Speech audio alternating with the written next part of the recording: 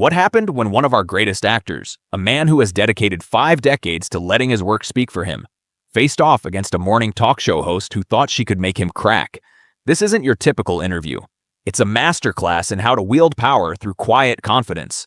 You are about to witness a confrontation that changes the definition of staying graceful under fire. Joy Bahar had a plan to rattle Denzel Washington, and boy, did she come up short. All she got was a man who delivered more cutting remarks with his silence than with his words. The set of The View was transformed into something almost holy, a place where pure talent and genuine respect met in real time. But before we dive in, do us a favor and subscribe, and leave your comments below. Because this is no ordinary interview. This is a lesson in dignity, composure, and true character. The air was thick with anticipation in The View studio on Thursday morning. It wasn't just a celebrity visit, it was an event. 2-time Oscar winner Denzel Washington, the man who brought Malcolm X, Hurricane Carter, and Alonzo Harris to life with equal passion, was about to grace the set. A man who's been married to the same woman for more than 40 years, in an industry where careers and relationships rarely last longer than a few months. The studio was buzzing. The applause was thunderous, not just for a star, but for a legend. At 69, Denzel moved with a measured grace and an undeniable authority. Every gesture deliberate, every glance meaningful. There was no need to put on a show, no need to impress. His sheer presence was enough. You could feel the wisdom of a lifetime spent observing and portraying the complexities of human nature radiating from him. There was an almost spiritual aura about him, a devout man who once contemplated the priesthood and who credits God for his success. His grounded nature made the frenzy surrounding him feel insignificant. He slid into the guest chair with effortless ease, a nod to the audience, a soft "thank you." That was it. Yet these simple gestures carried more weight than any grand pronouncements. Whoopi greeted him like an equal, another icon paying homage to another. The co-hosts could feel the gravity of the moment, except for Joy Bahar, who clearly had an agenda. "Denzel, welcome to The View," Whoopi said, her tone warm and welcoming. "We're so honored to have you today. We want to talk about your legendary career, your legacy, and everything you've contributed to American cinema." "Thank you, Whoopi," Denzel replied, his deep voice calm and authoritative. "I appreciate you having me. It's good to be here." Then, Joy leaned in, and the temperature in the studio dropped. "Denzel, let's get to the real stuff," she said, her voice laced with a challenge.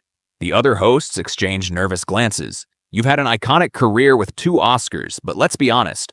Your first Oscar was for a slave, your second for a crooked cop. Many say Hollywood only recognizes black actors when they're playing negative roles. What does that say when those were the 2 roles that garnered you the most recognition?" The studio fell silent, tension palpable. But Denzel didn't bat an eye. He looked at Joy with a calm, analytical gaze, as if she were an interesting puzzle. "That's an interesting interpretation of my work," he said. "Let me offer you another one. In Glory, I played a man who fought and died for his freedom, a man who refused to let others define his limitations. Dignity and courage were his trademarks. If you see slave, that's because that's how you're choosing to frame it." He let that sink in for a moment. As for Alonzo Harris in Training Day, he wasn't simply a corrupt cop. He was a brilliant, charismatic, and tragic man. Shakespeare wrote villains. Are we to only play saints? Do you believe black actors are limited to playing one-dimensional heroes? Joy's confidence wavered slightly, but she pressed on. "But isn't there a pattern there, Denzel? Don't you think Hollywood recognizes certain types of roles for black actors more than others?"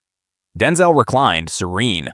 "Patterns exist. I've played lawyers, coaches, journalists, pilots, gangsters, historical figures, fathers, brothers, sons. I've directed, produced, worked on Broadway. To reduce my 50-year career to 2 roles is your narrative, but it's not my reality." The room held its breath.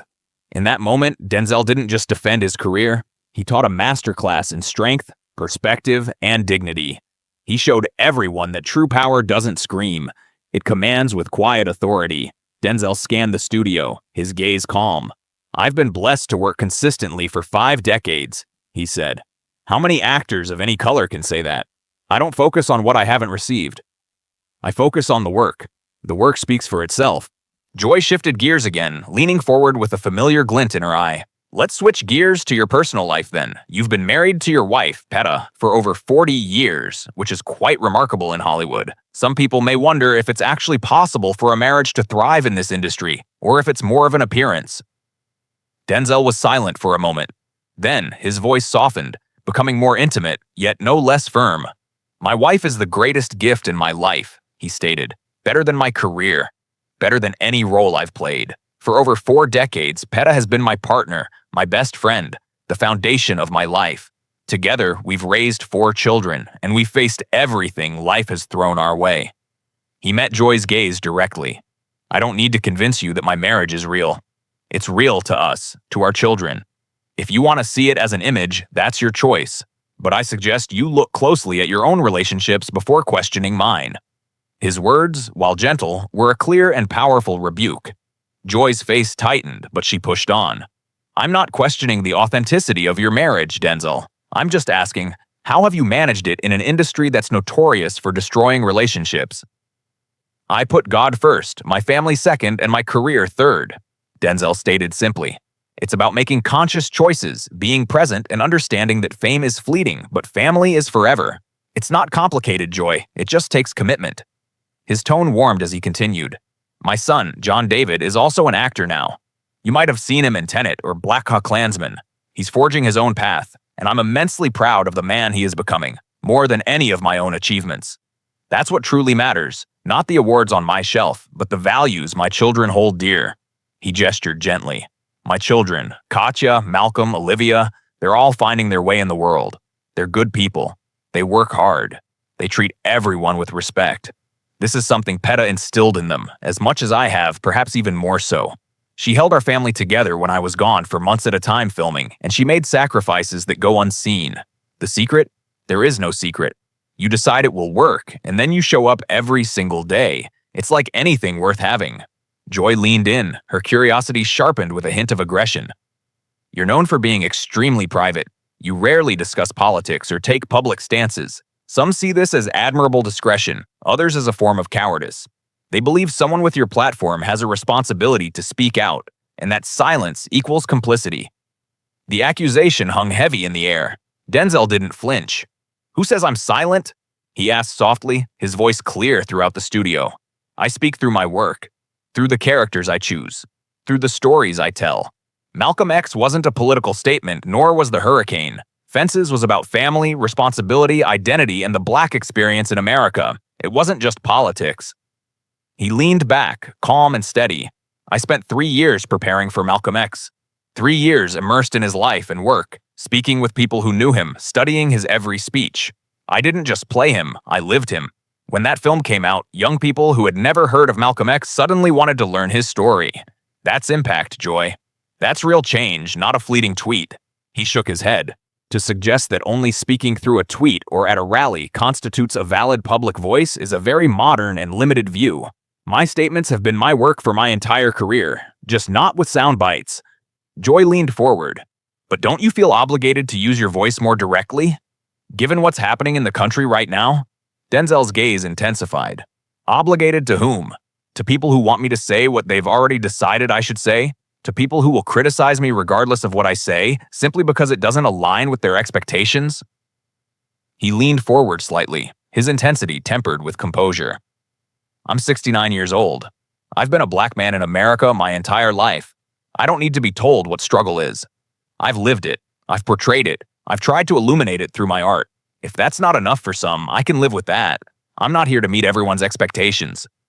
Sensing an opportunity, Joy probed, "But isn't it easier for someone in your position, wealthy, successful, protected, to remain detached while others grapple with the harsh realities of everyday life?" Denzel laughed, but there was no humor in it. "Not affected? I grew up in Mount Vernon, New York. My father was a Pentecostal minister, my mother a beautician. I attended public schools.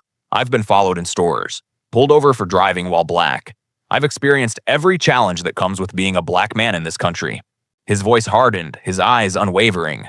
"The difference is I don't perform anger. I channel those experiences into my work, into characters and stories that can help others understand.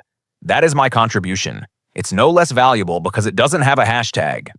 He paused, and a more personal tone emerged. "You want to know what made me who I am? It was the Boys and Girls Club of Mount Vernon. As a troubled kid, that place saved me. It provided structure, mentors, a vision of what was possible. For decades, I've been giving back not for attention, not for applause, but because I remember what it felt like to be a young Black boy searching for direction, and knowing someone believed in me changed everything. But you didn't ask me about any of that, did you? You didn't ask about what I've been doing for my community for the past 50 years. No, you asked why I'm not yelling on Twitter about politics, because apparently that's the only way to make a difference today. Looking out at the audience, his voice gained a quiet intensity. I've learned over my 69 years that talk is cheap. Everyone has an opinion, everyone has something to say. But what are you actually doing? For 50 years, I've been building a career, raising a family, contributing to my community, supporting causes I believe in. Just because I don't announce it doesn't mean it's not happening. Joy attempted to shift the focus to his faith. Let's talk about your Christianity. You've been open about your devotion, and many find it inspiring. However, others question the authenticity of a Hollywood actor who has played violent characters, professing to be a man of faith. How do you reconcile that? Denzel raised an eyebrow, his response precise. Just because I portray a character doesn't mean I condone their actions. That's the essence of acting. You embody another person's life to explore the human condition. My faith is the foundation of who I am. It's been my anchor through difficult times, my source of humility when success could have gone to my head, and my strength when I've faced failure. I don't expect everyone to understand or share it, but I will never apologize for it. His tone softened. When I was young, my mother told me, "Son, man gives the award, but God gives the reward." I've never forgotten that. Oscars and accolades are man-given. Peace of mind and a family's love are God-given. I was close to becoming a preacher before acting found me. My mother believed in me and prayed that I would do great things. Acting became my ministry. Every role a lesson, every character a reflection of humanity. Therefore, questioning my faith as a Christian actor is fundamentally misunderstanding the nature of both acting and spirituality. He leaned forward, thoughtful. I nearly became a preacher before acting discovered me. Or perhaps, before I discovered acting. My mother had unwavering faith in me and prayed that I was destined for something significant. Acting became my ministry. Each performance was like a sermon, and each character offered a profound insight into the human psyche. To ask whether it's hypocritical for a Christian actor to engage in acting is to miss the core of what I believe it to be, a calling. Much like preaching would have been, using my talents for a purpose beyond myself. There is nothing hypocritical in that. Joy tried a new tack. You've also turned down roles that later became massive hits for other actors. Some critics say you've made some poor career choices that could have led to an even more phenomenal career. Denzel smiled faintly, a rare warmth momentarily breaking through his composure. Joy, by what standard is my career not already phenomenal? I've had 50 years of work, 9 Oscar nominations and 2 wins, a distinguished theater career, and I've collaborated with some of the finest artists in the industry. What more is there to achieve? He shook his head. The notion that success is purely about the quantity of roles or the amount of money earned is superficial. I chose roles that resonated with me personally, that challenged me, and that allowed me to convey messages I believed in. While not every decision was perfect, they were my decisions, and I can live with them. He turned to Joy with gentle empathy. I've noticed something, Joy. Every question you've asked has been focused on what I haven't done, what I should have done differently, or what I'm doing wrong. Not one question about what I have accomplished or what lessons I may have learned that could benefit the viewers at home. He gestured around the studio. There are people here today who may have never seen a Denzel Washington movie. Young individuals starting their journeys who could be inspired by perseverance, faith, and dedication, by the importance of doing the work even when no one is watching. Instead, we've spent 20 minutes on your personal agenda, on your gotcha questions, and on trying to find fault with a life I've spent 70 years building. The statement landed like a ton of bricks. The studio fell into an awed silence. Joy's face turned crimson. I am asking legitimate questions about a public figure, Joy stated defensively. No, you're not. Denzel countered calmly but firmly. You're asking hostile questions designed to provoke a specific reaction that you can exploit. I've been doing interviews for 50 years, Joy. I know the difference between genuine curiosity and a deliberate attack. This is an attack. He rose slowly, his presence filling the space. I want to say something to everyone watching, not to you, to them. His voice deepened, carrying the weight and gravitas of his most powerful performances. Life is tough. Success is tougher. And maintaining your integrity while navigating success, that's the toughest part of all. I've tried to do that every single day. I've succeeded sometimes. I failed at other times, but I've kept trying. I've kept showing up. I've put my work first and my ego second. He looked directly at the camera, locking eyes with every viewer at home. To the young people out there, never let anyone tell you what you cannot achieve. Never let others define success for you. Never believe that you have to tear down others to build yourself up. Do the work. Trust the process. Keep your faith. That's all I've ever done, and that's what has brought me here. He turned back to Joy, his tone softening but remaining resolute. I wish you well, Joy. Truly. But I've said all I came to say, and I'm not continuing this particular conversation. He began to walk off set, but paused at the edge, turning back to face the audience one final time. One more thing. You asked earlier about my silence on political issues. My stance is this. In a world so full of noise, the bravest act is often a whisper or no words at all. Let your life be your statement. Let your work be your argument. Let your character be your politics. A warm, genuine smile finally touched his lips. I don't feel the need to tell people what to think. I just need to show them who I am, and I've been doing that every single day for 50 years. Those who understand will understand. Those who don't, won't. Either way, I'll continue doing what I do. That's all any of us can do. And with that, Denzel Washington exited the view set. A palpable shift in energy settled over the studio. A moment of stunned silence, followed by a wave of thunderous applause that seemed to go on forever. Whoopi was visibly touched. Sarah wiped tears from her eyes. And Joy Bahar sat frozen ready to defend herself, but confronted with something she was clearly not prepared for. The quiet, unshakable dignity of a man who knew exactly who he was. What had begun as a potentially confrontational interview had morphed into something akin to a powerful sermon. Denzel Washington didn't just defend himself, he transcended the entire premise of the attack. He proved that the most potent response to hostility isn't anger or a verbal counterpunch, but elevation, lifting oneself and in turn, everyone around you above the fray. This encounter would be dissected for years, not as a victory for one person over another, but as an unforgettable masterclass in grace under pressure. He didn't obliterate Joy Bahar. Instead, he rendered her questions insignificant against the backdrop of his life's work.